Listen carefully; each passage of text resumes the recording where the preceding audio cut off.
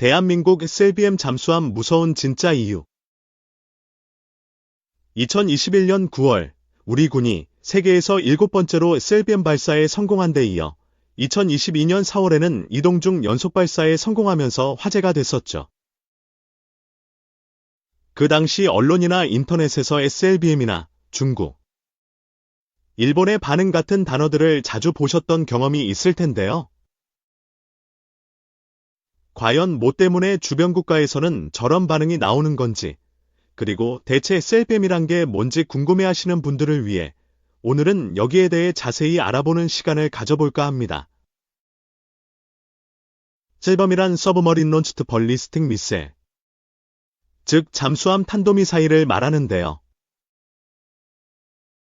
이름만 보면 잠수함에서 미사일을 쏘는 거라고 대충 짐작은 되는데, 그럼 탄도미사일은 또 뭘까요? 미사일은 크게 두 가지로 나눌 수 있는데, 첫 번째가 순항미사일입니다. 글의 내용을 돕기 위한 이미지, 크루즈 미사일이라고도 불리는 이 무기는 자기가 직접 날아가 격추한다고 해서 순항미사일이라고 이름 지었는데요. 흔히 영화 속 전투기나 군함에서 발사된 미사일이 마치 사람이 조종하는 것처럼 날아가 꽂히는 것을 보신 적이 있으실 텐데, 그게 바로 순항미사일입니다. 보통 사진처럼 날개가 달려있고 레이더가 탑재되어 있어 먼 거리를 이동하면서 정교한 타격이 가능하다는 게 특징인데요. 부산에서 서울까지의 약 4배 거리인 1000마일을 날아가서 자동차 한 대가 들어갈 수 있는 크기의 건물의 몇 번째 창문을 맞출지 정할 수 있다고 하니 얼마나 정확한지 짐작이 가시죠. 하지만 이런 순항미사일에도 단점이 있는데요. 레이더나 여러 부품이 탑재가 되고 직접 비행을 하기 때문에 잠시 후에 소개할 탄도미사일에 비해 상대적으로 위력이 떨어진다는 점입니다. 또한 탑재된 연료로 비행을 하기 때문에 탄도미사일에 비해 속도가 느려서 미사일 방어 시스템으로 요격당할 가능성이 높습니다. 우리 군의 현무삼가 바로 이 순항미사일에 해당하죠. 글의 내용을 돕기 위한 이미지 두 번째가 바로 탄도미사일입니다. 순항미사일과 탄도미사일을 구분하는 제일 큰 특징은 날아가는 동력의 차이인데요. 순항미사일이 항공기처럼 터보 엔진을 장착해서 날아가는 방식이라면, 탄도미사일은 순항미사일과는 다르게 로켓을 이용하기 때문에 대기권 외에서도 작동할 수 있어 먼 거리, 즉 대륙 간의 공격을 위해 우주에 쏘아 올릴 수 있다는 장점이 있습니다. 대기권까지 높게 쌓아 올렸다가 수직으로 내려 꽂는 방식을 사용하기 때문에 중력에 의한 가속도가 엄청나서 직접 연료를 탑재해서 날아가는 순항미사일에 비해 속도가 훨씬 빠르다고 하죠. 대기권 밖으로 사라졌다가 어마어마한 속도로 떨어지기 때문에 레이더 시스템이 아무리 잘 구축되어 있는 나라라고 해도 미리 준비하지 않는 이상 여러 발의 탄도미사일이 떨어지게 되면 완벽한 요격 방어가 어렵다고 하네요. 우리나라가 최근 개발한 현무사가 바로 탄도미사일입니다. 그리고 재밌는 사실 하나 말씀드리면 탄도미사일은 대기권까지 높게 쏘아 올리는 방식이기 때문에 인공위성 발사와 필요한 기술이 같은데요. 몇 년 전 나로-5일 2차 발사를 실패했을 때 국민 여러분 지금 저희의 세금이 하늘 위에서 뻥뻥 터지고 있습니다 라며 비난하는 사람들도 많았지만 나로-5의 실패가 있었기에 바로 지금의 현무사를 개발하는 밑바탕을 만들 수 있었던 것이죠. 그래서 로켓 발사의 목적이 애초에 인공위성을 운반하기 위한 것이 아니라 미사일 운반용이라는 평가를 내리는 사람도 많았습니다. 북한에서 끊임없이 로켓 발사를 시도하는 것도 같은 맥락이라고 볼 수 있죠와 여러 나라들이 이 잠수함 탄도미사일에 큰 의미를 부여할까요? 아무리 탄도미사일의 위력이 대단하다고는 해도 미사일 방어 체계가 갖추어져 있다면 날아오는 동안 충분히 격추시킬 수 있지 않을까요? 글의 내용을 돕기 위한 이미지 결론부터 말하자면 격추가 가능합니다. 그래서 정말 가까운 거리에서 쏘는 게 아니라면 탄도미사일 자체만으로 큰 위협이 되지는 않죠. 하지만 여기에 다른 무기가 더해진다면 문제가 커집니다. 바로 원자력 기술과 잠수함인데요.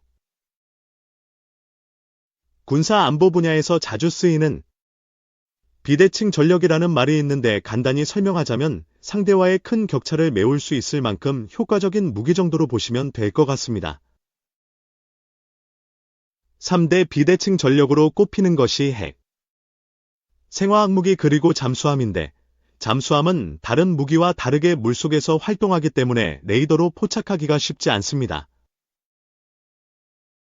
물속에 있는 잠수함을 탐지하려면 음파를 사용해야 하는데 음파 탐지는 그 거리가 짧고 정확도도 떨어지기 때문이죠. 이러한 점을 이용해 물속으로 몰래 공격 목표 가까이에 갈 수 있고 미사일 발사 후 다시 물속으로 도망가서 원자력을 이용한 무한동력으로 장기간 숨어버린다면 추적을 하기란 거의 불가능에 가깝습니다. 이번에 발사 성공한 현무사의 사정거리가 약 800km이고 현재 개발 중인 현무5의 사정거리는 최대 5000km로 일본 전역이 사정권이라고 하는데요. 소리 소문 없이 나타나 자신들의 중심부를 초토화시킬 수 있는데 막을 방법조차 없는 전력이라면 주변국들은 어떤 느낌일까요?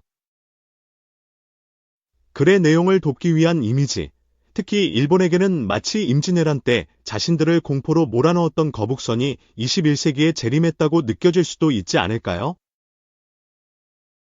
2023년 4월 21일 한국 국방부는 자세한 설명을 생략한 채 발사 실험이 성공했다는 사실만을 공개했습니다.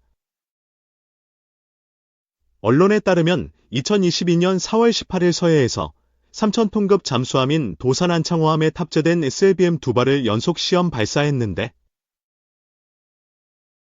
20초 간격으로 연달아 발사된 미사일은 400km를 비행해 해상 위에 있던 표적물을 정확히 타격했다고 하죠.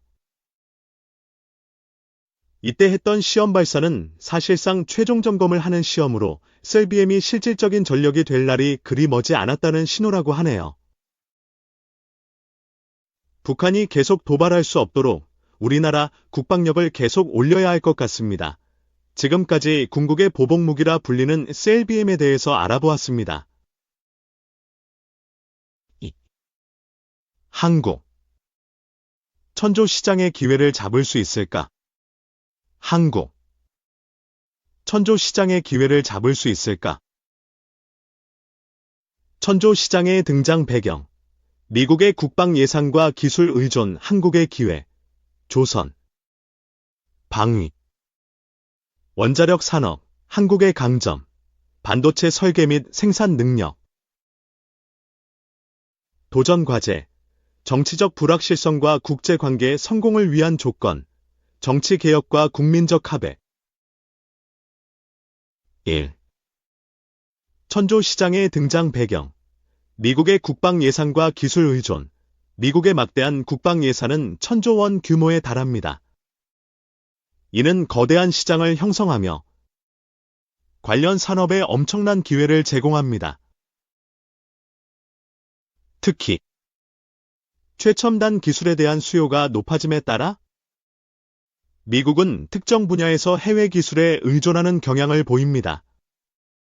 이러한 상황은 한국과 같은 기술력을 갖춘 국가에게 새로운 시장 진출의 기회를 제공합니다.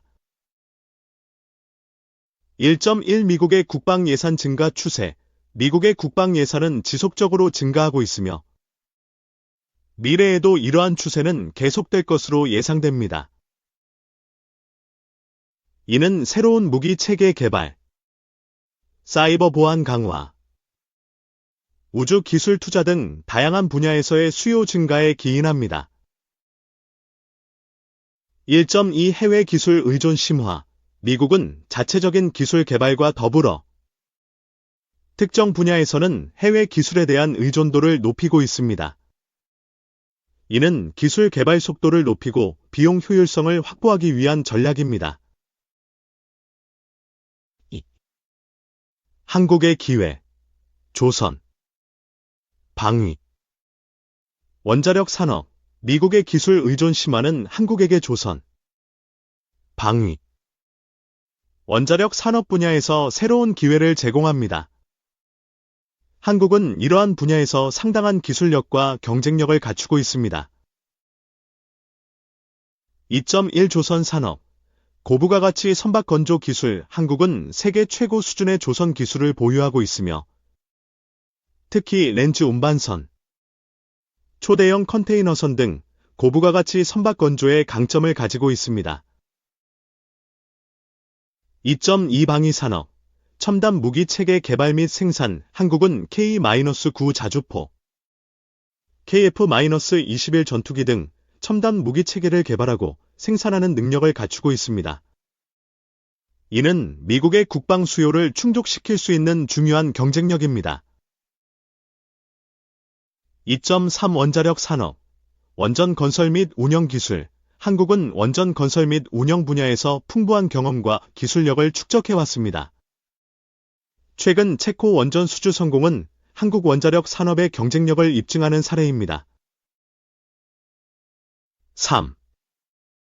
한국의 강점 반도체 설계 및 생산 능력 반도체 산업은 한국의 핵심 경쟁력 중 하나입니다. 한국은 엔비디아, AMD, 퀄컴 등 세계적인 반도체 기업들과 협력하며 반도체 설계 및 생산 분야에서 중요한 역할을 담당하고 있습니다. TSMC와 같은 파운드리 기업과의 협력을 통해 한국은 글로벌 반도체 공급망에서 핵심적인 위치를 확보하고 있습니다.